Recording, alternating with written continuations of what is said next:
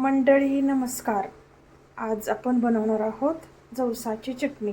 इथे मी 200 ग्राम जवस घेतलेला आहे, लसणाच्या पाकळ्या 10-12, जिरं, मीठ आणि लाल तिखट. चला तर आपण पहिलं जवस भाजून घेऊयात. एकदम मंद आचेवरती भाजून घ्यायचं. 5 मिनिटं तरी लागेल आपल्याला भाजायला. चला तर आता आपण गॅस चालू करूयात. तवा आपला गरम झालेला आहे. आपण आता जवस टाकून घेऊयात.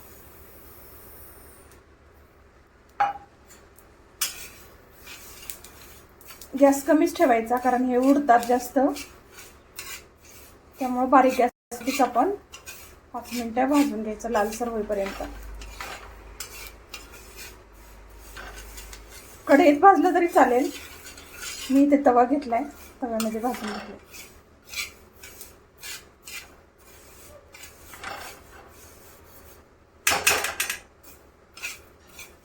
अशा पद्धतीने भाजायचे हळू गॅसवरती. खमंग चटणी होते एकदम खायला. कुठे प्रवासात घेऊन जाताना जास्त वेळ राहते, बनवून ठेवल्यानंतर महिनाभर राहते. खायला एकदम सोपी आणि खायला इतकी चविष्ट. भाकरी बरोबर, पोळी बरोबर आपण चटणी खाऊ शकतो.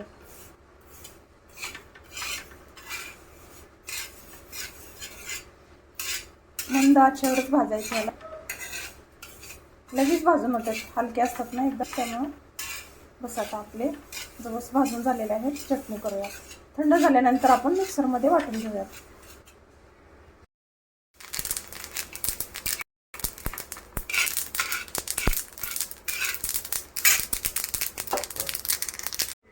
आता मी जवस टाकून घेतले. त्याच्यामध्ये ही 2 चमचे मी लाल तिखट टाकते. हे लाल तिखट खूप तिखट आहे, घरी बनवलेलं आहे, त्याच्यामुळे मी थोडंसंच टाकते. ह्याच्यामध्ये पण मीठ आहे, त्यामुळे मी मीठ पण थोडंसंच टाकते.